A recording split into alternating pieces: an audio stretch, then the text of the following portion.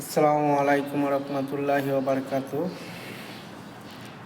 দেশ এবং প্রবাস থেকে যারা আমার ভিডিও দেখবেন তাদেরকে আসসালামু আলাইকুম। আজকে রোজা সম্বন্ধে কিছু কথাবার্তা বলবো। রোজা, আমরা রোজা রাখি, সারাদিন কিছু খাই না, অনেক কষ্ট করি। আমাদের রোজাটা কতটুকু শক্তিশালী এই বিষয়ে কিছু কথাবার্তা বলবো। আমাদের রোজাটা, আমরা সারাদিন কষ্ট করি, উপবাস থাকি,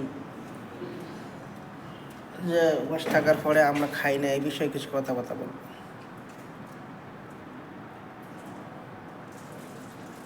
রোজা আমরা রাখি আল্লাহ সন্তুষ্ট করার জন্য, আল্লাহকে খুশি করার জন্য, আল্লাহকে রাজি করার জন্য।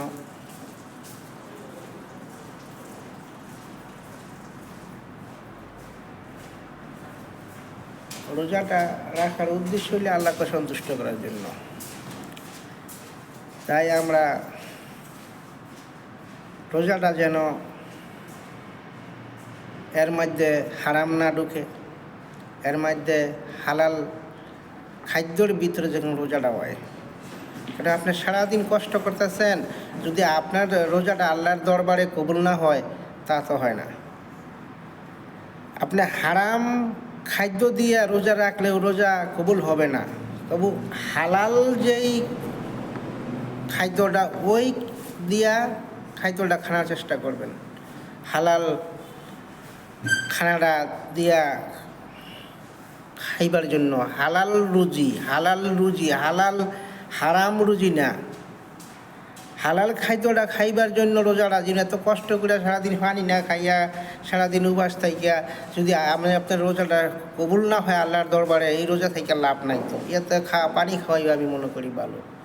রোজাটা রাখবেন যেরকম আপনাদের রোজাটা আল্লাহর দরবারে কবুল হয়।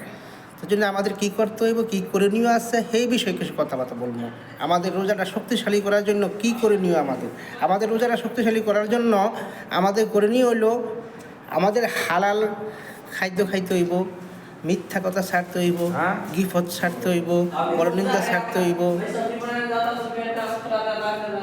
ছাড়তে হইব, মানুষের সাথে ধোঁকাবাজি ছাড়তে হইব, নিজের চরিত্রকে হেফাজত করতে হইব, নিজের লজ্জাস্থানকে হেফাজত করতে হইব। আমাদের রোজাটা শক্তিশালী করার জন্য আমাদের এই সব করতে হইব। আপনার রোজাটা যখন আল্লাহর দরবারে কবুল হয়, যদি আল্লাহর দরবারে রোজাটা কবুল না হয়, তো এই রোজার তো কোনো মূল্য হইল না। আপনি সারাদিন উপবাস থেকে তো কোনো লাভ হইল না। তাই রোজাটা যেমন কবুল হয়, আপনার চরিত্রটা ঠিক রাখতে হইব। আল্লাহ পাক পবিত্র কোরআন শরীফের আয়াতে বলছেন 408 নম্বর একটা, নিজের চরিত্র হেফাজত করার জন্য আপনার রোজাটা জীবন শক্তিশালী হয়। তো আপনার চরিত্র হেফাজত করবেন, ঠিক আছে, চরিত্র ঠিক রাখবেন। আপনার রোজা থাইকা যদি আপনি পরপুরুষের সাথে মেসেঞ্জারে বা হোয়াটসঅ্যাপে বদমাশি করেন, তো রোজা আপনার এই রোজার থাইকা না থাকাতেই ভালো। এখন রোজা থাইকা অশ্লীল আশ্রম থাইকা অত্যন্ত একটা মাস আপনি বিরত থাকেন, একটা মাস অত্যন্ত বিরত থাকেন। এই রোজা থাইকা খারাপ কাজ থাইকা, ঠিক আছে, সৎ পথে চলার চেষ্টা করেন, হালাল রুজি খাওয়ার চেষ্টা করেন, হারাম রুজি থেকে বিরত থাকেন, মানুষের গিফত থেকে বিরত থাকেন। তাই রোজা আমাদেরকে আসে কেন আসে, রোজা আমাদেরকে চরিত্র হেফাজত করার জন্য। আমাদের 1 বছর পর রোজা আসে, আমার নিজের চরিত্র হেফাজত হয়, আমরা সুদ হারাম থেকে বাঁচি। এই জন্য রোজা আমাদের মাঝে বারে বারে আসে। আমাদের রোজার সম্বন্ধে, রোজাকে শক্তিশালী করার জন্য আমাদের যে করণীয়গুলো, কম কথা বলা, আমাদের 5 ওয়াক্ত নামাজ পড়া, আমাদের বেশি বেশি আল্লাহর ইবাদত বন্দেগী করা, আল্লাহর জিকির আশ্রয় করা, ঠিক আছে। আপনি যেমন আপনার দোয়া রোজাটা আল্লাহর দরবারে কবুল হয়, এরকম চেষ্টা করবেন। মানুষের গিফত থেকে দূরে থাকবেন, পরনিন্দা থেকে দূরে থাকবেন।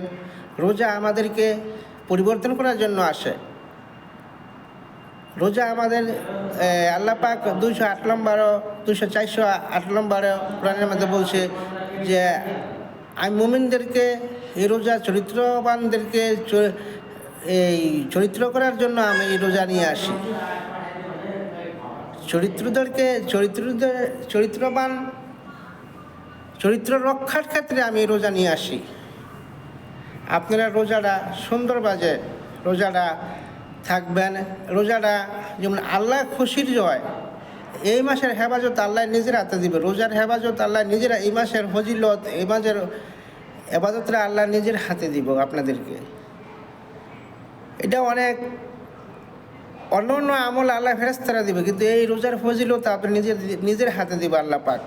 তাই জন্য রোজাটা আপনারা যেন শক্তিশালী হয়, রোজাটা আল্লাহর দরবারে কবুল হয়, সেই বিষয়ে কম কথা বলবেন মানুষের সঙ্গে। রোজাটা যেন সুন্দরভাবে হয়। আমার ভিডিওটা বেশি বেশি দেখবেন। যদি আমার ভিডিওটা ভালো লাগে, শেয়ার এবং লাইক কমেন্ট করবেন।